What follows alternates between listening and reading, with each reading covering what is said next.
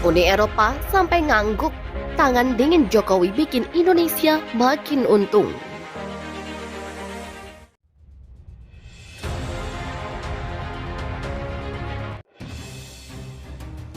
Percepatan penyelesaian perundingan Indonesia Europe Union Comprehensive Economic Partnership Agreement atau EU-CEPA disepakati Menteri Luar Negeri Retno Marsudi.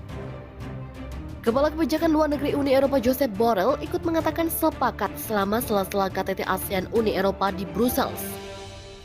Mengenai Indonesia EU-CEPA, ianya sepakat untuk mempercepat penyelesaian negosiasi. Demikian ujar Retno dalam pengarahan media virtual. Indonesia dan Uni Eropa sepakat untuk mengatasi berbagai permasalahan terkait sengketa perdagangan. Kedua pihak juga mendorong agar kesepakatan EU-CEPA dapat menjadi alternatif penyelesaian bagi permasalahan ekonomi, perdagangan, dan investasi di antara kedua pihak. Sebelumnya Presiden Joko Widodo juga telah melakukan pertemuan dengan Perdana Menteri Ceko, Belanda, Swedia.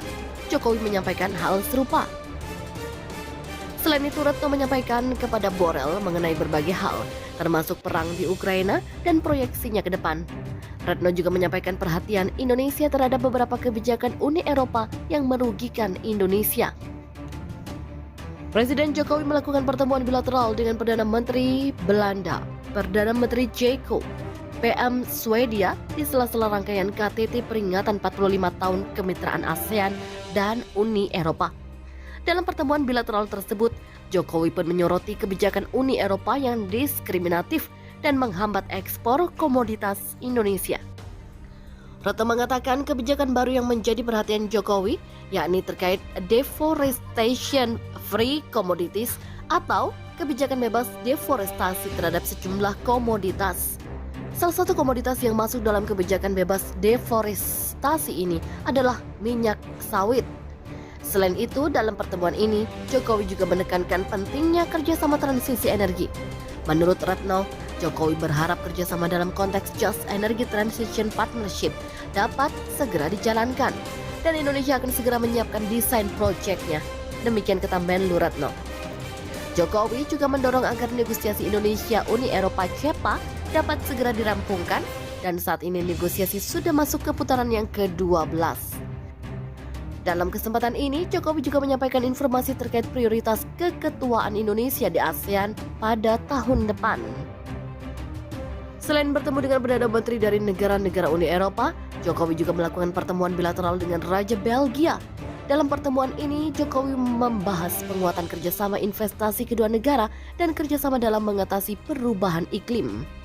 Menurut Retno, Jokowi menyampaikan bahwa peluang kerjasama investasi kedua negara sangat besar dan iklim investasi Indonesia juga sangat baik. Presiden mengharapkan Belgia dapat meningkatkan investasi di Indonesia serta mengundang Raja Belgia untuk berkunjung ke Indonesia. Dalam pertemuan dengan PM Belanda Mark Rutte, Jokowi berharap agar kemitraan ASEAN dengan Uni Eropa dapat lebih diperkuat ke depannya, mengingat pada tahun depan Indonesia menjadi ketua ASEAN. Dalam pertemuan itu, Jokowi menyampaikan terima kasih atas kehadiran dan dukungan Belanda bagi kesuksesan presidensi G20 Indonesia. Sementara itu, dalam pertemuan bilateral dengan PM Swedia, Ulf Kristersson, Jokowi mengatakan Swedia merupakan salah satu mitra ekonomi utama Indonesia di Nordik, khususnya di pembangunan hijau. Terkait kemitraan ASEAN dan Uni Eropa, Jokowi mengatakan keketuaan Indonesia di ASEAN pada 2023 bersamaan dengan presidensi Swedia di Uni Eropa pada semester pertama 2023. Ia pun mendorong penguatan sinergi kemitraan antara ASEAN Uni Eropa. Selain itu, Jokowi juga membahas beberapa peningkatan kerjasama diantaranya investasi, transisi energi, dan pembangunan hijau, serta di bidang perdagangan. Sebagai pemegang keketuaan ASEAN tahun depan, Jokowi juga mengundang Swedia untuk berpartisipasi pada Indo-Pacific Infrastructure Forum yang diselenggarakan di Indonesia tahun depan. Memiliki potensi besar, Presiden Jokowi menyatakan buat negara lain bergantung kepada kita.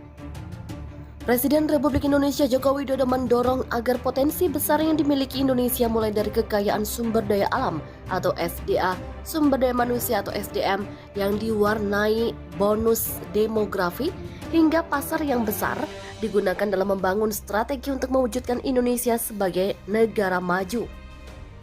Presiden mengatakan berdasarkan pantauan yang ia lakukan, terdapat sejumlah negara yang bergantung pada komoditas dari Indonesia. Hal serupa juga terjadi saat Indonesia menghentikan ekspor minyak sawit mentah atau CPO dan turunannya beberapa waktu lalu.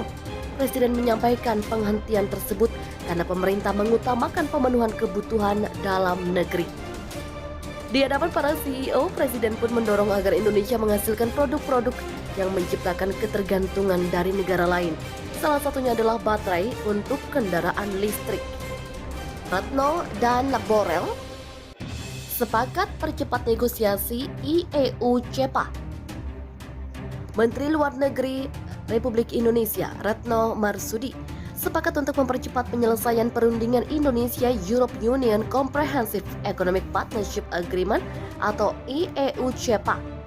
Hal ini disepakati dengan Vice President of the European Commission atau HRFP atau Kepala Kebijakan Luar Negeri Uni Eropa Josep Borrell di sela KTT ASEAN. Mengenai Indonesia, EU-CEPA, pihaknya sepakat untuk mempercepat penyelesaian negosiasi, demikian ujar Retno.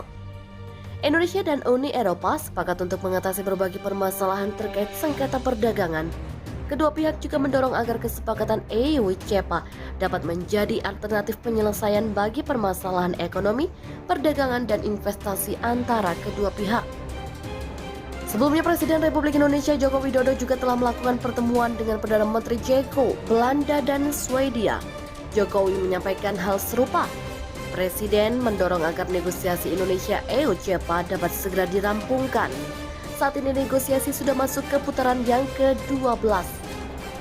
Selain itu, Retno menyampaikan kepada Borrell mengenai berbagai hal, termasuk perang di Ukraina dan proyeksinya ke depan. Retno juga menyampaikan perhatian Indonesia terhadap beberapa kebijakan Uni Eropa yang merugikan Indonesia.